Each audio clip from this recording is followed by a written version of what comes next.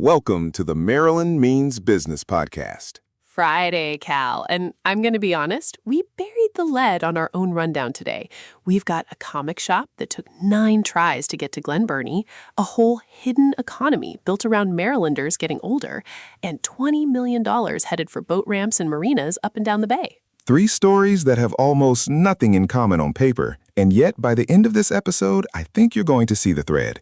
Every one of these is Maryland playing a longer game than a single headline can capture. I like that. Long game. Let's start with the shortest weight of the 3, even though it didn't feel short if you're one of the people who's been asking this company to show up for years. You're talking about Third Eye Comics. I am. They're opening store number 9 on July 25th, and this one lands in Glen Burnie at 7990 Crane Highway, 10,000 square feet. 10,000 square feet of comics is not a modest bet. That's not a guy with a card table. That's a real retail commitment. And here's the line that got me. In their own announcement, they said, quote, "You've been asking for years for a Third Eye location serving the greater Baltimore region, and we are happy to announce this summer we're bringing it to you." Years. So this isn't a company chasing a hot market. This is a company finally catching up to demand that already existed. That's a different kind of expansion story than the ones we usually cover. Most of the time, it's, we think people will want this. This is, people have been asking, and we finally said yes. Right, and they already know how to do this. They've got locations in Annapolis, Waldorf, College Park, and Lexington Park, plus a few sites over in Virginia. This is location 9, not location 1. So what actually happens on opening day? Because I know you've been looking forward to this part. 25% off everything in the store. That's the headline discount, though it excludes pre-orders, gift cards, new releases, and Games Workshop products. So read the fine print.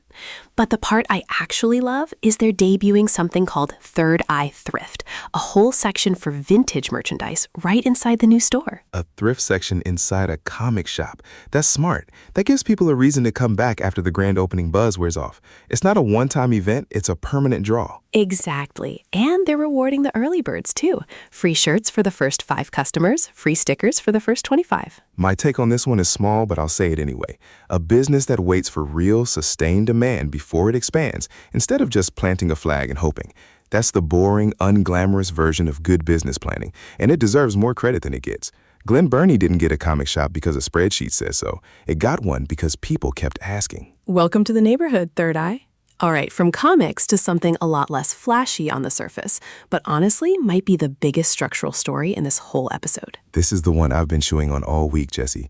Maryland just put out a piece about what it's calling the longevity economy, and the numbers underneath it are bigger than I expected. Give me the headline number first. Older Marylanders are going to make up more than a third of the entire state workforce by 2030, and spending tied to that longevity economy, health, housing, technology built for aging well, is expected to support 1.7 million jobs in Maryland. 1.7 million. Say that slower, because that's not a niche industry number. That's a huge chunk of the state's entire job base. It's not niche at all, and that's kind of the point of the piece. This isn't a side sector anymore. It's becoming central to how Maryland's economy works. And there's a company at the center of it that I really like, Adar Health, out of Columbia. Tell me what they actually make. Their founder, Satya Eluwalai, trained at Johns Hopkins, both the Bloomberg School of Public Health and the Carey Business School, and built a device called MouthLab, designed to help manage chronic disease.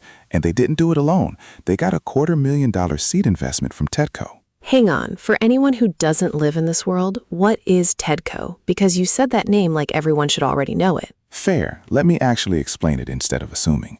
TEDCO is Maryland's own tech development corporation, a state-backed fund that writes early checks into local startups before they're a sure thing, before a bank or a big venture firm would touch them. Think of it as Maryland betting on its own homegrown ideas before anyone else will. That's actually a great translation. Thank you. So TEDCO wrote the first check. The first check, $250,000. And then Adar Health pulled in more than $1 million on top of that through Maryland's Biotechnology Investment Incentive Tax Credit, which is exactly what it sounds like, a tax credit designed to pull private investors into Maryland biotech. So the state seeds it, and then the tax credit does the work of getting outside money to follow. That's a 1-2 punch, not just a single grant and hope for the best. Eluwalai said it well himself. He said, quote, "Maryland provides the perfect convergence of resources to support our diverse technological and business needs." And Adar Health isn't the only name in this piece, right? I saw Asbury Communities in there too. Gaithersburg-based Asbury Communities, and this is the part I think you will like. They run what the piece calls living labs, real senior living communities where new aging technology actually gets tested on real people in partnership with AARP's Age Tech Collaborative. So instead of a lab with mannequins, you've got actual residents trying the product in their actual home. That's about as real-world as testing gets. It really is. And rounding it out, Bethesda-based Alidate, a physician-led value-based care company, gets a mention as part of the same ecosystem serving older adults. My take, and I don't say this about every state report, but this is a smart bet, not a feel-good press release. Every state in the country is staring down the same demographic wave, an aging population. Most of them treat it like a cost problem to manage. Maryland's treating it like an industry to build. That's the difference between playing defense and actually going on offense. That's well put. And it wasn't just Commerce putting this out either. The piece was co-written by Commerce Secretary Harry Coker Jr. and the Secretary of Aging, Carmel Rokes, two agencies that don't usually share a byline, writing this one together. Which tells you they're actually thinking about this as one connected story, not two separate departments doing their own thing. All right, before we get to the last one, I have to invoke the rule. Oh, here we go. Chessie's rule. Biggest number of the day, saved for last. It's undefeated so far, and I'm not breaking the streak now. Fine, then let's earn it. $20 million, 24 projects, and a fund that's been running since 1966. 1966. That is a genuinely old program for something most Marylanders have probably never once thought about. That's exactly why I wanted to bring it to the show. The Waterway Improvement Fund has quietly put more than $469 million into boating infrastructure since it started, across nearly 4,900 capital projects at almost 400 public boating access sites and 250 navigable channels. Okay, that's an enormous number for a program most people have never heard of. And this week's round adds to it. $20 million total, $13 million from the Waterway Improvement Fund itself, $7 million from general obligation bond funding spread across 24 public boating projects statewide. Give me the map, because I know you love a map. And Arundel County gets over $1.1 million for 2 dredging projects. Baltimore County gets $1.4 million to dredge the Pleasure Island Channel. Dorchester County gets $1.6 million for the Cambridge Yacht Basin, marina renovations, and a facility in Vienna. Harford County gets $1.6 million for Havre de Grace improvements and dredging. Talbot County gets $1.2 million for New Bridge Landing and the St. Michael's Marina. And Somerset County alone gets $8.7 million for the Summers Cove Marina bulkhead and improvements. $8.7 million to one county for one marina project? That's not pocket change. That's a real commitment to a place a lot of people outside the Eastern Shore have probably never even heard of. And here's why I think this belongs on a business show and not just a Parks and Recreation update. Boating contributes more than $4 billion a year in economic activity in Maryland and supports roughly 17,000 jobs. That's marina operators, boat dealers, bait shops, waterfront restaurants, fuel docks, all of it. So every dollar of that $20 million isn't just fixing a dock, it's propping up a $4 billion industry that touches every county with a coastline. Governor Moore's line was that these investments strengthen boating infrastructure, expand recreational access, and ensure waterway longevity for future Marylanders. And DNR Secretary Josh Kurtz made a point I liked. He said the fund is essential for public boating access and safety, and it's funded by boaters themselves. That last part matters to me. This isn't general tax money getting redirected to a hobby. This is a fund that boaters pay into, coming back around to serve boaters and the businesses that depend on them. That's about as clean a user-funded program as you'll find. My hot take, and I'll keep it short since we're almost out of time. Infrastructure spending is the least exciting story we cover on this show, and it might be the most important.